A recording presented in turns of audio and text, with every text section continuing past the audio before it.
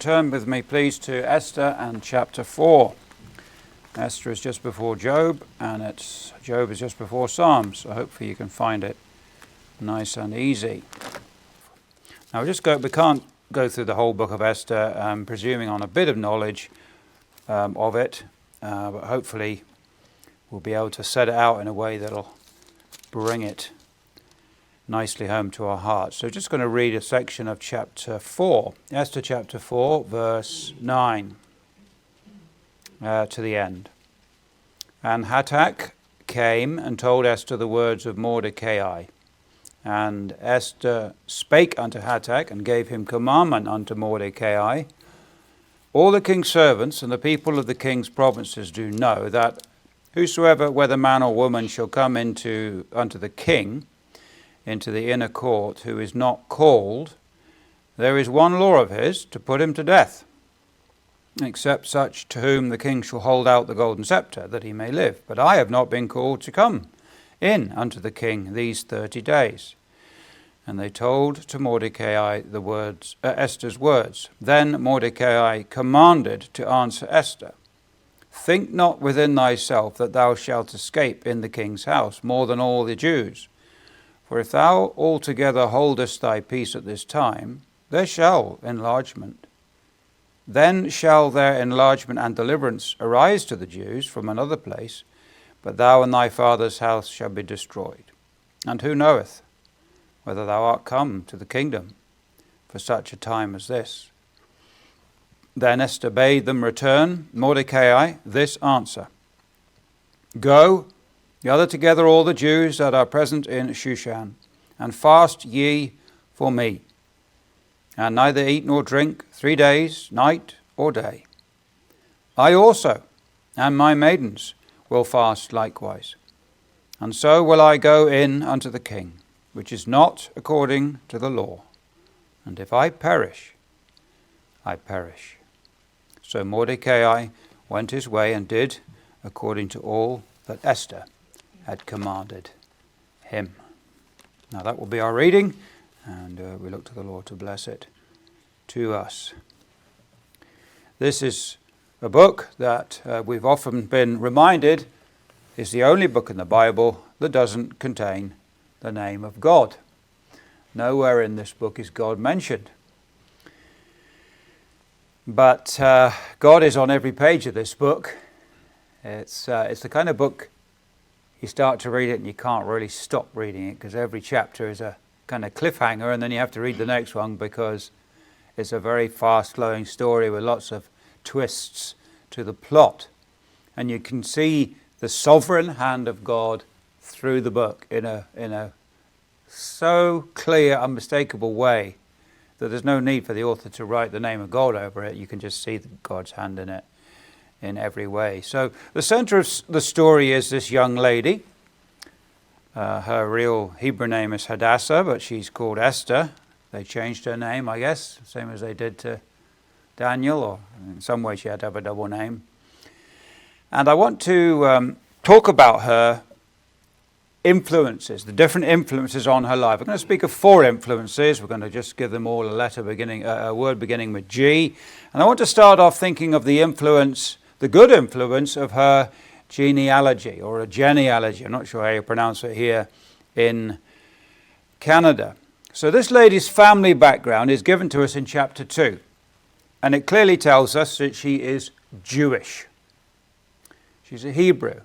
Her ancestors, going back a few generations, lived in the land of Israel. Now, just imagine being a Jew 500 years before Christ. Being of the Jewish nation 500 years before Christ conferred upon you unspeakable privileges that no one else on planet Earth had. You're talking back to the days when nobody had Bibles, there was no communications, there were no missionaries. God was, in one sense, turning a blind eye to the nations because of their repeated rejection of him, and he's working very much with this one nation, the Jewish nation. And so Esther grew up not in total spiritual darkness like most people in the world would have done at that stage, but she grew up knowing about the covenants knowing about the promises that God had made to her father, Abraham. She had the oracles of God, the scriptures. She would have known about Abraham and Isaac and Jacob. She knew that hers was the God of Moses and of Gideon and of David and all of the great characters that she would have grown up hearing about. So she could look back at her illustrious history, and she knew that she stood on the shoulders of giants. She was a Jew. Now, what she had by natural birth, these wonderful privileges that she had by natural birth, we have those privileges by spiritual birth. Now, we're not Jews, and the covenants are not ours in the same way that they belong to the Jews, but still, just think for a moment of the influence of our genealogy. We've been born into a family.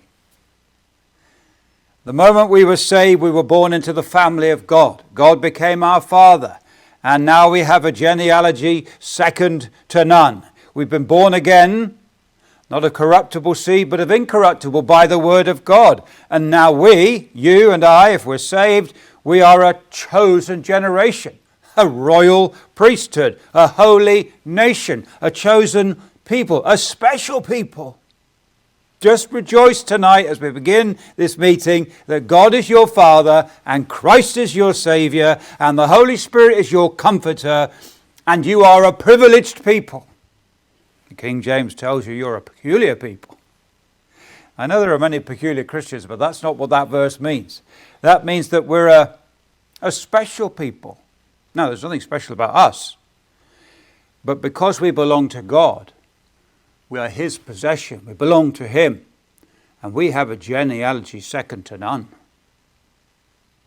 So it doesn't matter whether you're a member of the royal family, or what country you're from, or nobody knows your name, whatever. If you're saved, you have the inestimable privilege of having God as your Father and having a unique genealogy. Well, that was what Esther had because she was a Jew. That was a good influence. But the second influence I want to talk about is not the influence of her genealogy, but the influence of her geography. And that was a bad influence. Now, most people believe that Esther's probably in her early 20s in this story. And she was born in a place called Shushan. So she wasn't, even though she was a Jew, she wasn't born in Israel. She was born in Shushan. You say, where is Shushan? Well, you've been hearing about the protests in Iran. That's where Shushan is, or was. Shushan is in southwest Iran, and it was the capital of Persia. So the Iranians speak Persian. It's a Persian culture. Their language is Farsi and there are other dialects, but it's a Persian culture, and it goes back a long way. The king of that palace and the king of that kingdom was called Ahasuerus. If you study history, they'll call him Xerxes, but the Bible calls him Ahasuerus, and he ruled the whole of the Middle East. He ruled 120 provinces, spanning all the way from India in the Far East down to Ethiopia in Africa. He was the king of the world at the time. Now, because, as we learnt on Saturday, because the children of Israel had been taken captive to Babylon, and her relatives were in that captivity, she ended up being born a long way from home in the city of Shushan, which is in the empire there where Babylon eventually took over. So she grew up in a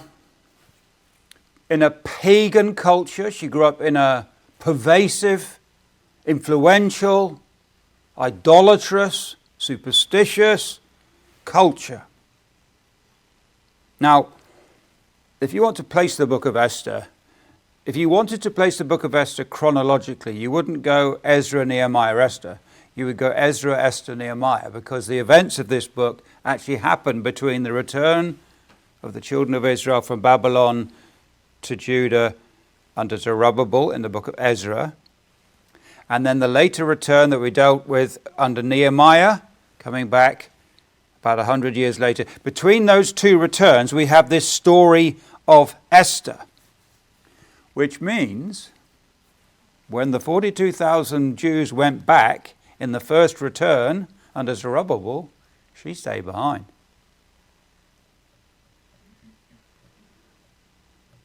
You say, well, she had to. She was the queen. Well, I don't want to be too hard on Esther. Jeremiah had told them, when you go to Babylon, build houses, seek the peace of the city. But quite clearly, the Jews that had gone there, when Jerusalem was destroyed, had got way too comfortable. And when the chance to go back came, even though there was probably 2 or 3 million of them in Babylon, only 42,000 went back. It was a real remnant that made that trip back. They had become acclimatized to the culture of Babylon. They kind of got used to their surroundings.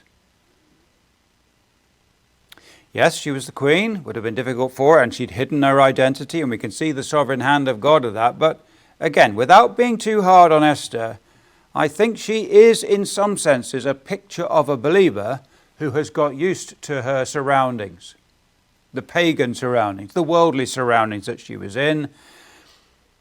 And maybe some of that thinking had come into her head, some of that sort of compromise with it because you're in that's the water that you're swimming in.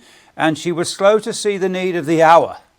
And she needed quite a bit of pushing and quite a bit of persuading to see things God's way. Now, that's a danger for us, isn't it?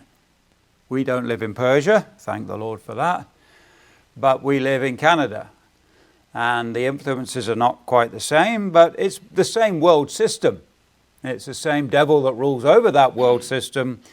And the culture around us, perhaps more than in any other previous generation since the Lord Jesus was here, has a way of creeping up on us and influencing us in our thinking. Well, we could spend all night on that, and I don't think it would be necessarily very profitable, but maybe it would be a challenge to think, what kind of convictions do I have? I don't think I'm anywhere near as keen as I was when I was a young man.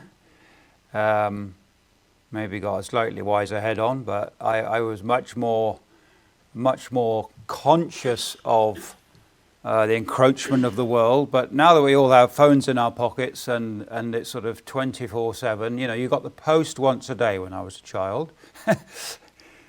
We didn't get a newspaper, we didn't have a television. The radio came on for the weather forecast and the headlines, and then my dad would say, "Turn it off." So that was very easy, wasn't it? Just keep the world out. But the world's inside now, and you have access to anything you want 24 hours a day, and it's much harder to just remain steady in your concept of the holiness of God and the truth of God and the way He'd like you to walk, and that separated walk and the walk that pleases Him, the walk that fits in with His character, to walk as He would walk, to walk as Paul would have walked. So maybe that's just a word for us to be more like a Mordecai than an Esther. So we'll get on to see how Mordecai influenced Esther in a good direction. So the influence of her genealogy, the influence of her geography. Thirdly, I want to look at the influence of her grief. Esther's father was called Abihail. You can find that in chapter 2, verse 15. We don't know her mother's name, but according to chapter 2, verse 7, her parents died when she was young. She was an orphan, effectively, from a very young age, and we read there that in chapter 2 that her cousin Mordecai took her under his wing, and basically she became his daughter. Now, it is a fact that orphanhood can often lead to higher levels of stress, higher levels of depression, higher levels of anxiety. Even presuming that Mordecai did a fantastic job of raising this girl who wasn't his daughter, the grief of losing her parents at such a young age must have had a lasting impact upon Esther. In England, they talk about an ACE, an adverse childhood experience. And the NHS, our medical service, is dealing at the cost of billions of pounds a year with the effects of adverse childhood experiences. And yet here's the wonderful thing. This woman was going to be used in the providence of God to deliver the nation from the greatest threat it had had for generations. And it was this very grief, it was this very displacement, it was this very upbringing that built into her something of the character that she needed when the time came. So we're back to what we learned yesterday. Joseph went through all his experiences so that he could eventually be the ruler of Egypt. Esther went through her displacement and her family's displacement and her grief and her difficulties. And this would actually be the making of her, not the ruining of her. We dealt with that again with Joseph. Sometimes we can become very bitter and very resentful about things that happened to us when we were children, and we're unhappy with the way our parents raised us, or we're unhappy with our background or what school we went to. And we sort of have hang-ups from earlier days. But she didn't use those experiences as stumbling stones. She used them as stepping stones. You see, do you know the difference between stepping stones and stumbling stones? We all go through adverse experiences. We all have difficulties in life. Are you going to make those stumbling stones, or are you going to turn them into stepping stones? Well, that's what Esther did. She was molded by this grief. God didn't bring her out of that grief. That grief lived with her for the rest of her life. But it taught her to trust in Him. It made her the person that she needed to be. She became strong. She became resilient. She became empathetic. She was not the person she was because of her grief. She was the person she was despite her grief. And she became this, one of the most sterling characters in all of the scriptures. If you'll pardon a personal illustration, not from my life, but from my family's life, my wife has an aunt who's 95. She's still alive. And at 17, her mother and father passed away. It wouldn't happen today, but back in those days, with medicine the way it was, both her mother and father passed away. She was 17. She was the oldest of 3 children. She had a brother who was 15, and a younger brother, that would be my father-in-law, he was 6. And here's these 2 teenagers and a 6-year-old left with no mother and no father and a farm to run, no welfare state. This is going back to before the war, anyway, before the Second World War. And the grief of that was totally and absolutely overwhelming. And she told me quite recently that shortly after they buried both of their parents, she went into the chicken house. She said, I closed the door and oh, how I wailed. And that was her exact expression. Oh, how I wailed. And she sat in that chicken house and just wailed her heart out. Then after a while, she composed herself. She brought out her Bible and her eye lighted on Psalm 27. She read Psalm 27. She came across a promise from God in verse 14. Wait on the Lord, and be of good courage, and He shall strengthen thine heart. Wait, I say, on the Lord.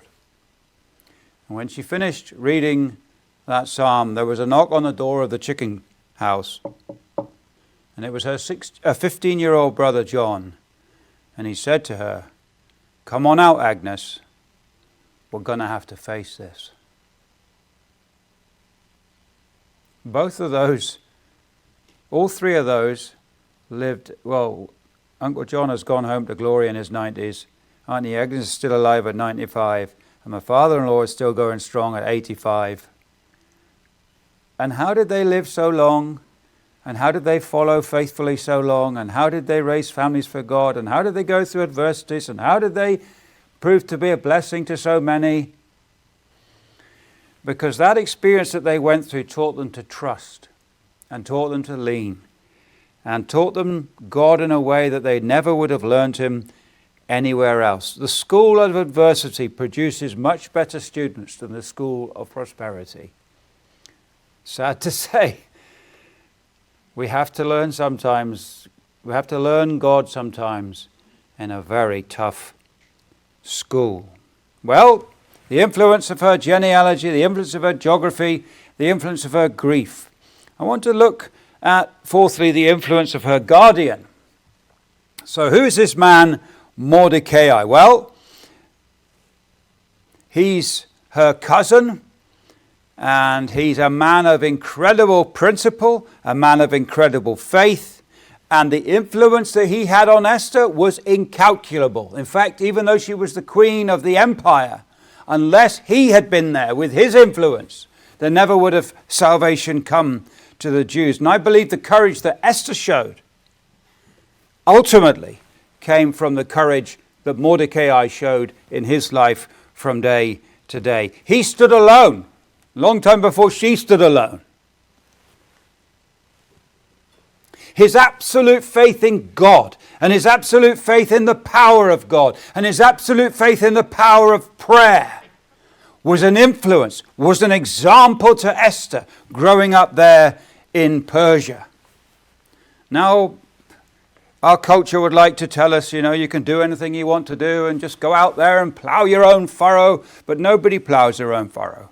Everybody has an influence, and everybody is influenced. You might think, no one's looking up to you, but they are. You say, I'm only 12. I guarantee you, there's someone about 6, 7, or 8 looking up to you. And when you get to 12, you're looking up to the 16-year-old. And when you get to 16, you're looking up to the 20-year-olds. And that's the way life works. Everybody is having an influence. We might not realize it, but we are either inspiring others to live for God by the way we live, or we're perhaps providing ready excuses for others to backslide and drift away from things, because actions speak louder than words. So let me just challenge you tonight before we get into the meat of the story here. What kind of influence are you having? Not necessarily by coming up here and saying anything. What kind of influence are you having? When people think of you, are they inspired? Are they led in right paths? Do you carry their respect, or do they look at you and think, well, he says one thing and does something entirely different? Because if that's what we are like as elders or families or parents, we needn't wonder. Now, we've no guarantee that just because we set a good example, people will follow it. But we certainly can't hope to do much if we set a bad example. Ben Sutton used to tell the story of a man heading off to the pub. And it was snowing. And he's going through the snow to the pub. And he hears a voice behind him, a 6-year-old son. Daddy, I'm following you. And the little 6-year-old was putting his feet in the big feet of his dad. That's where our kids put their feet. They put their feet into our feet and they follow us. I think it was a poet. He said, there are little eyes upon you, and they're watching night and day. There are little ears that take in everything you say, and the little hands all eager to do everything you do, and a little boy who's dreaming of the day you'll be like you. You're the little fellow's hero. You're the wisest of the wise, and in his little mind about you, no suspicions ever rise. He believes in you devoutly, holds at all you say and do. He will say and do in your way when he's grown up, like you. There's a wide-eyed little fellow who believes you're always right. His ears are always open, and he watches day and night. You are setting an example every day in all you do for the little boy who's waiting to grow up to be like you. So we needn't fool ourselves, brothers and sisters. We've all done it. There's no point fighting like cat and dog at home and then coming to the meeting and pretending we're angels and seraphs. It won't work. There's no point us spending all our time investing in this world's goods and gadgets and holidays and making it very clear to our children that that's really what life's all about.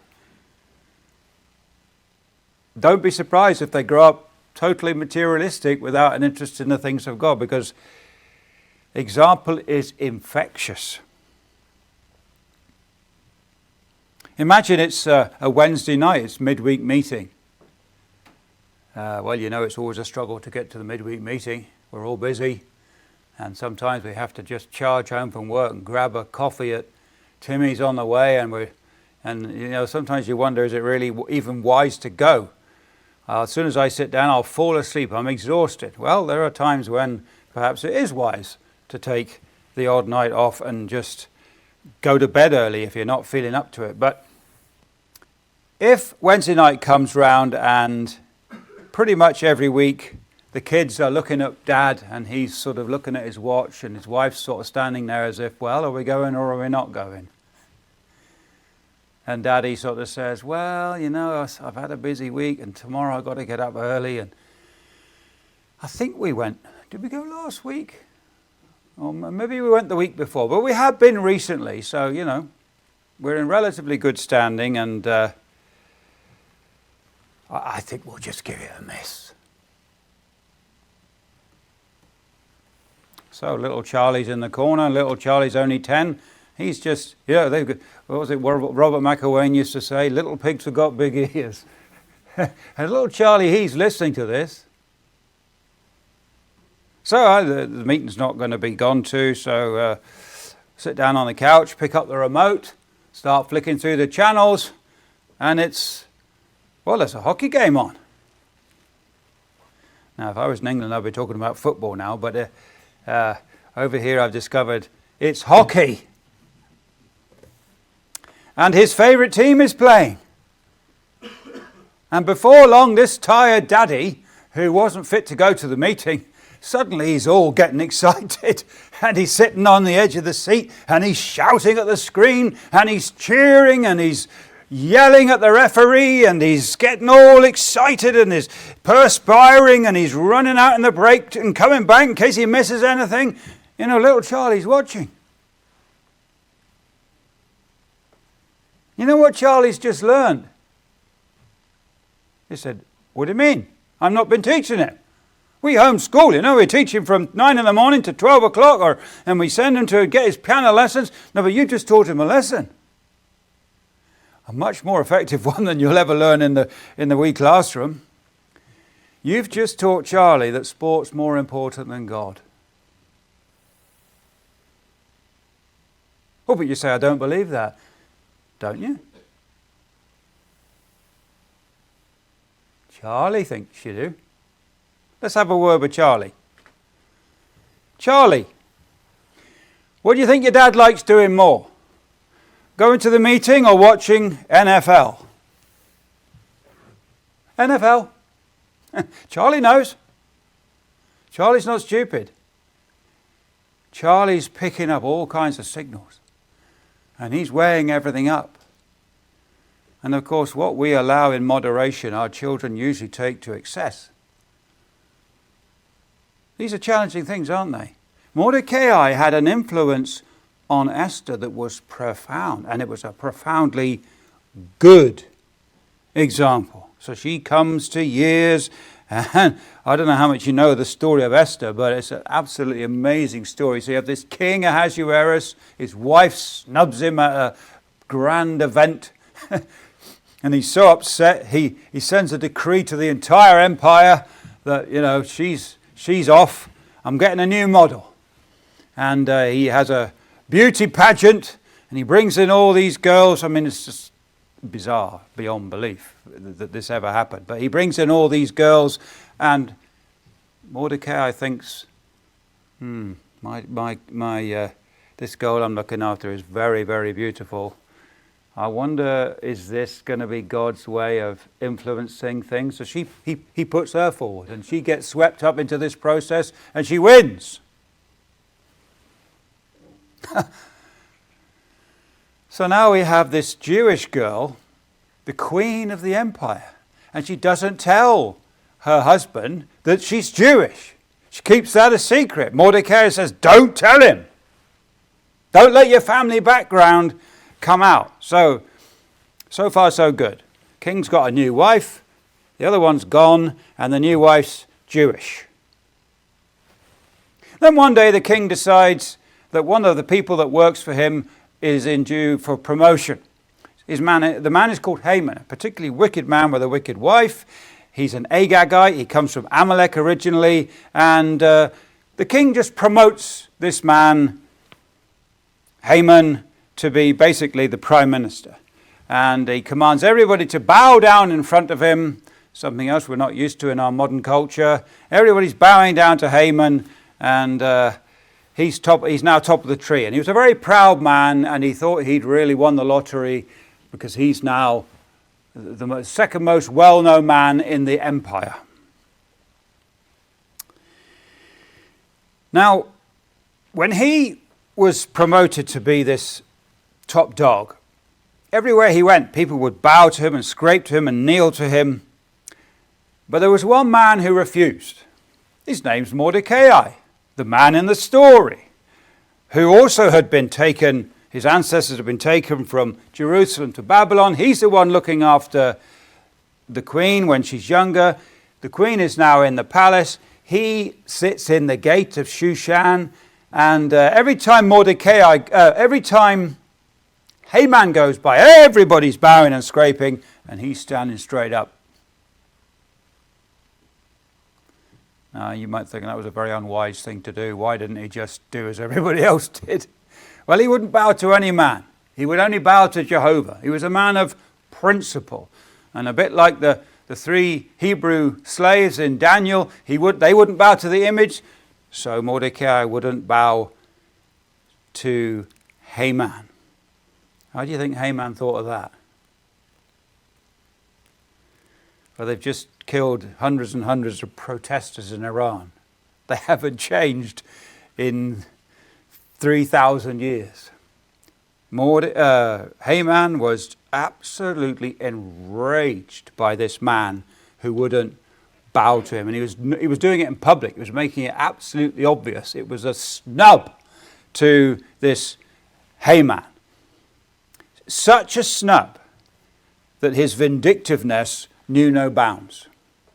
And he goes to the king, who seems very easily influenced, and he says, King Ahasuerus, since becoming prime minister, I've discovered that there's a people spread all over the 120 provinces of our empire, and they're a right awkward lot. And they don't do what they're told, and they've got all their own laws, and they won't eat this, and they won't go here, and they won't do that, and they don't bow to our idols, and they're a total and absolute pest and a plague, and I think we should get rid of them, don't you? And the king, a bit like Nebuchadnezzar, whom he slew and whom he kept alive, said, yeah, sure, why not? Bring me the piece of paper and I'll sign it. And Haman brings the piece of paper for the complete destruction of the Jews, which means there'll be no Messiah, there'll be no salvation, there'll be no anything. Sign here. Now you know that the laws of the Medes and the Persians can't be changed. And he's a Medo-Persian Empire ruler, and he signs a decree. 11 months from today, every Jew in the world will be exterminated. So the promise of Genesis 3:15 is finished. The promises to Abraham in Genesis 12 are finished. The promise to David to have someone on his throne forever is finished. It's all finished. This decree that can't be changed has been signed. Every Jew in the world is going to be exterminated 11 months from today. So Haman thinks. So Mordecai finds out about this decree. And he's so upset. He goes out into the public square. He takes his clothes off. He drapes himself in sackcloth. And he starts wailing and mourning and weeping. So much so that someone goes running into the palace to Esther and says, "Your cousin's, there's something wrong with him. He's crying and screaming in public and we can't console him and he's terribly upset." So the first thing Esther does is she sends him a new set of clothes. Say, "Go dress him up. I don't know what the problem is, but just give him those. It's terrible to see him wandering around in sackcloth. Here, put a nice suit on him." So they go back to Mordecai with this suit of clothes. He says, "I'm not interested in a suit of clothes. Send this message back to Esther." And he pulls out a copy of the king's decree. Because they were going around they were sending guys on horseback to every part of the empire and sort of nailing them to posts and handing them out in the streets. And here he says, "Here's a copy of it. Give this to Esther.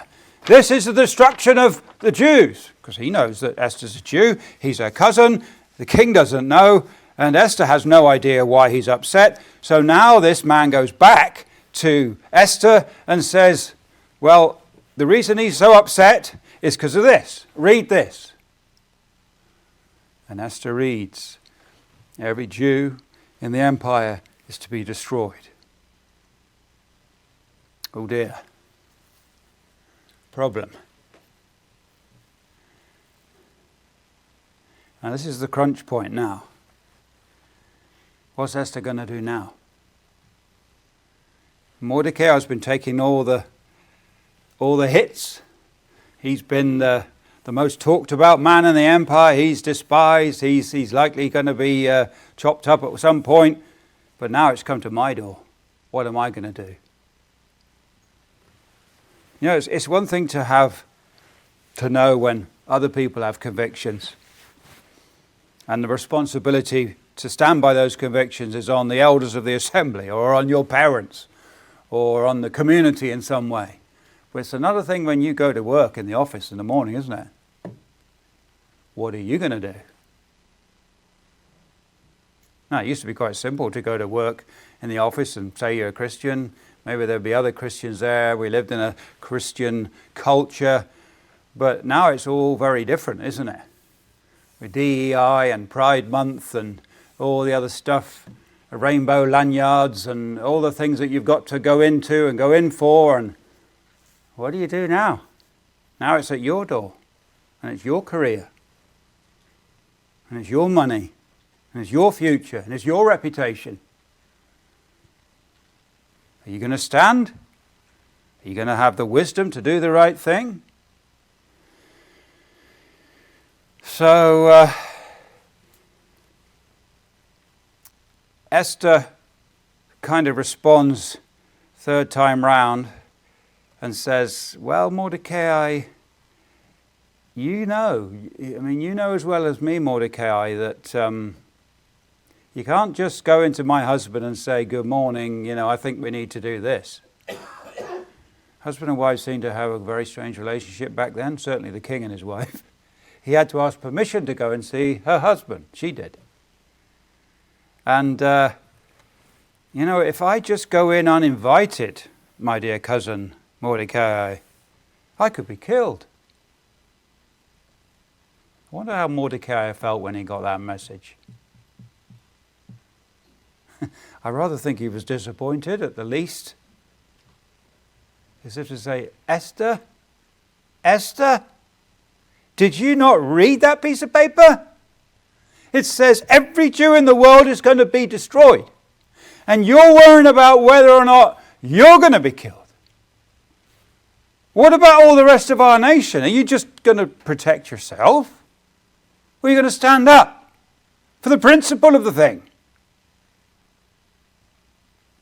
See, the Christian life is not about self-preservation. Sometimes there are times that you just have to do what is right and trust in the Lord for the consequences. Now, yesterday we were thinking of Joseph and how he trusted the Lord through all those dark years. This is more like someone who trusts in the Lord on the spur of the moment. where there's a crunch. What am I going to do? What decision am I going to make? Am I going to marry a believer or am I going to marry an unbeliever? What are you going to do? I've just been asked out by a boy at the office. He's not saved. What am I going to do? It's just been proposed by this unsaved man that I go into partnership with him and we can make a load of money. What am I going to do? And these decisions come in and you think, now if I do that, ramifications in my family, ramifications in the assembly, ramifications in the future. And that's just thinking, ugh. And so he sends back this powerful message that we read. Basically, listen, this is not a time for excuses. Esther, this is not a time to preserve yourself. This is not a time to throw every Jew under the bus and stand back and say, nothing to do with me. You've got to take a stand. And if you don't take a stand, somebody else will take a stand. Do not think you will escape. They'll get you as well. And so finally, he awakens within Esther the resolve that he had instilled into her, the example that he instilled into her. And she basically gets it. She gets the gravitas of the situation. I'm not going to look after number one. I'm not going to hide my light under a bushel. I'm not going to preserve myself. I'm not going to do risk-averse Christianity. I'm going to take a stand. Is there someone here who needs to take a stand? In some aspect of your life, is there someone here and you're right at the crossroads of some decision and there's a lot of influence pushing you that way and there's some influence pushing you that way? What way are you going to go? Are you going to take a stand? Oh, but if I take a stand? No. Are you going to take a stand? Yeah, but you don't realize No, but are you going to take a stand?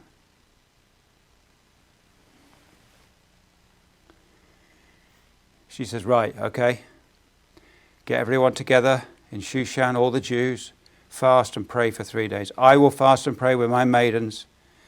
And at the end of 3 days, I'll go and see the king. Even though I haven't been invited, even though it might cost me my life, I'll go. And if I perish, I perish. There's just something so wonderful about that Rubicon that she crossed at that moment. That's the spirit we need. That's the spirit of the martyrs. You say, what's a martyr? A martyr is someone who dies for their faith. That's the spirit of the Christians that are in jail in North Korea right now. That's the spirit of people that come to Christ in countries where it's illegal. Afghanistan, Somalia, Eritrea, the Sudan, Libya, Saudi Arabia, and on and on and on it goes.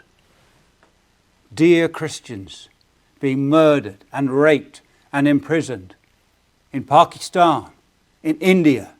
This is happening while we sit here in comfort. People willing to take a stand. It puts us all to shame, doesn't it? Here's Esther. And he says to Esther, I like what he says here. Who knows whether you have come to the kingdom for such a time as this? In other words, here's an existential threat to the Jewish nation. The entire seed of Abraham is going to be wiped out by an unchallengeable, unchangeable decree. And lo and behold, it just so happens that the king's wife is a Jew. As if he's saying, don't you see? You won the beauty contest for a reason. It was all in God's plan to bring you. You're there for a reason. You're there because God was anticipating this decree and he put you in place. You are the woman. It's on your lap. Take a stand and save the nation. Now, my life and your life is a whole lot smaller than Esther's. We're not kings and queens. But I wonder, are you in your office for such a time as this? I wonder, are you in your family for such a time as this? I wonder, you in your street for such a time as this? I wonder, are you in your university, your school, your neighborhood I wonder you where you are for such a time as this. I can't give the gospel to the people you live with and work with. I don't know who they are. I'm never going to meet them. I can't take a stand for Christ where you are. But you can. You didn't get that job by accident. You didn't get that house by accident. You didn't come to be where you are by accident. And if God has put you there, he's put you there for a reason.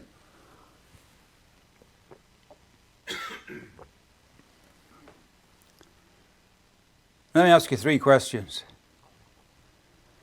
In taking a stand for Christ, if not here, where? If not you, who? If not now, when?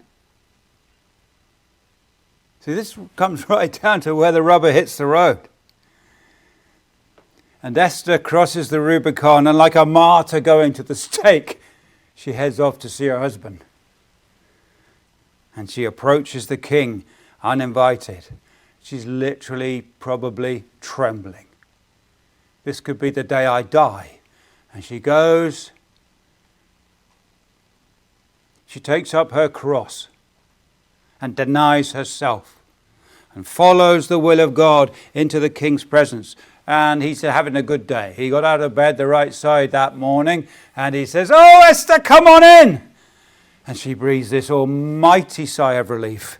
And she goes in to the king, and he must have had a jolly good breakfast, because he says to her, "Whatever you want, you can have it, to half the kingdom."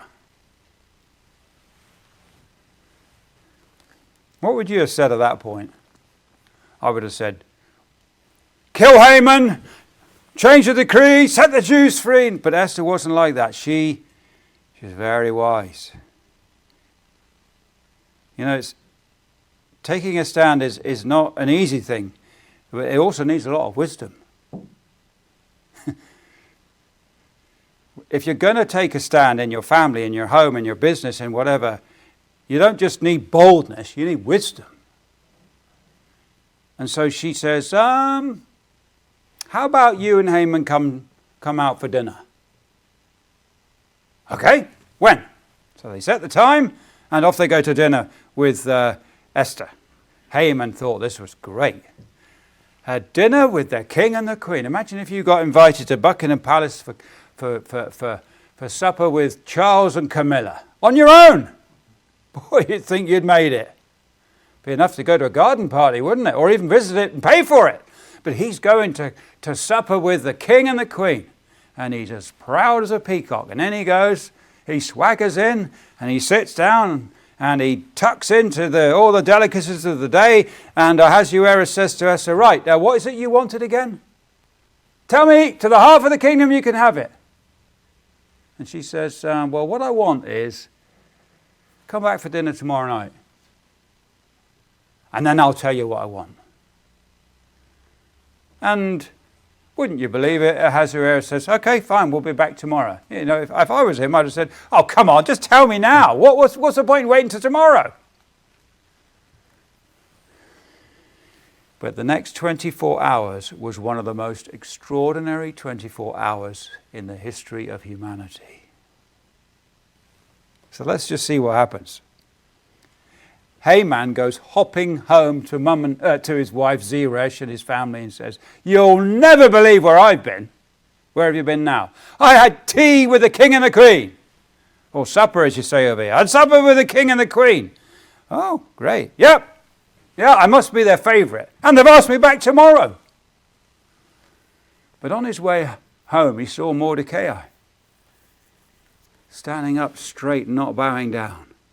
And he says to his wife, I've been invited to see the king and the queen. I'm their top friend. I'm basically, I couldn't be any closer. But all of this means nothing to me while that Haman's there." And she says, "Well, why don't you just build a big gallows, 75 feet high and hanging on it?" "Good idea." And he builds this gallows that evening, 75 feet high, gets the rope ready, and he says, "Well, hang him tomorrow, and then I'll go and have a feast with the king." Oh, the king goes to bed the same night, but he can't sleep. What do you do when you can't sleep? Well, he says, bring me the records of the kingdom and read them to me. So this man comes in with his big book, and he starts saying, on the 4th of April, BC, whatever. Well, they wouldn't have said BC, would they? They'd have given him a date. We took in taxes from India of so many shekels. Right, next. And he's reading down this list, and then he says, on such and such a day, there were 2 men out to assassinate you, and there's a man called Mordecai found out about it. And he came and he told us about it, and we put the assassins to death, and you didn't die, Mr. King. Oh, I've forgotten about that. What did we give to Mordecai for doing that? Nothing. Well, we need to rectify that one. Who's in the court? And just at that minute, it was early in the morning now, Haman had arrived to ask the king to hang Mordecai. So the king's woken up, now he's got out of bed, he's had a shower, and he wants to make sure Mordecai gets honoured. And Haman's coming in, proud as a peacock, wanting Mordecai to be hanged. And before Haman could make his request, the king says to Haman, Haman, tell me this. What should I do if I want to honour somebody? I want to really show off this person that I'm really proud of and I'm really happy about. So Haman thinks, he must be talking about me.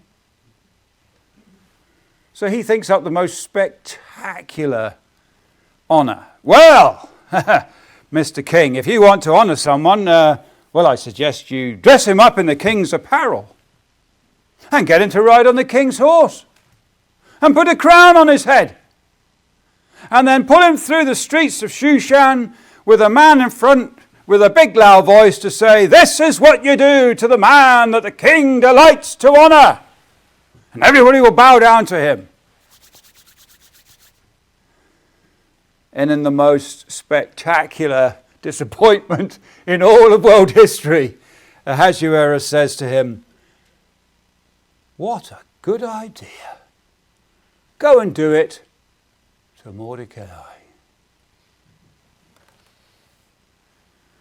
And his jaw drops to the floor, and he's downcast, and he says, yes, Your Honour, I will do it straight away. And he goes home to his wife and his friends, and he tells them what's happened, and they're like, you're done for, mate. This is finished. If this is what you're doing, you won't last 24 hours. And he gets the horse, and he gets the crown, and he gets the coat, and he dresses Mordecai up in the most humiliating spectacle the world has ever seen. And he drags him through the streets of the city saying, this is what we do to people who are needing to be honoured. And then he runs home, cries his eyes out like a baby. And his wife says, quick, it's time for the feast. You need to get up the road to the feast. Feast number 2, get up the road. Oh, yes. And he dresses up and he wipes his eyes and he heads up the road and he gets in. And they sit down. And the king says, now, Esther, enough keeping us waiting. What is it that you want? She says, I and my people are going to be destroyed. I beg your pardon? I and my people are going to be destroyed. Who is out to destroy you and your people? What are you talking about? The man who's out to destroy me and my people is this wicked Haman. You talk about the sovereignty of God. You see, when you take a stand, a wise, principled stand, the Lord won't let you down. And he turned that whole situation upside down in 24 hours. Haman hung that night on the gallows he'd built for Mordecai. The king signed over all of Haman's property to Mordecai. He then made another decree saying, when the day comes that the Jews are to be killed, I give permission for the Jews to fight back and everybody to help them. And when it actually happened, the Jews were victorious. God put the fear of God into the people so that they wanted to help the Jews. There were 500 killed one day in Shushan and then another few thousand the next day. And the last verse of the book of Esther tells us that Mordecai got Haman's job. And he was second in command to King Ahasuerus. Esther, if I perish, I perish. She thought she was taking a huge risk. You're not taking a huge risk when you trust in God. And if you take a principled stand for him, the Bible says, them that honor me, I will honor. And so he stood. Now what about you? Are you going to take a stand? Take this example from Esther. The influence of her genealogy, the influence of her geography, the influence of her grief, the influence of her guardian. But you know what the greatest influence of all?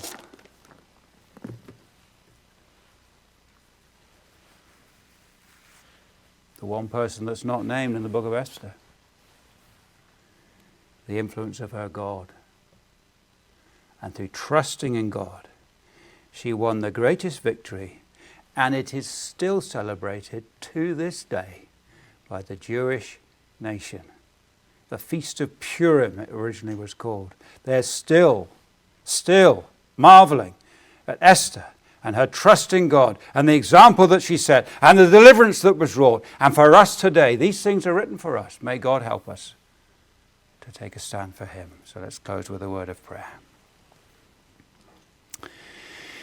Father, we thank thee tonight for Esther and the lessons that we can learn from her. We thank thee for her stand, for all that she learned from Mordecai, and for the mighty deliverance that was wrought, which eventually led to the birth of the Messiah and salvation coming to us, and will yet have its issue in a restored nation and a restored kingdom. So bless thy people tonight. We thank thee for their kind attention.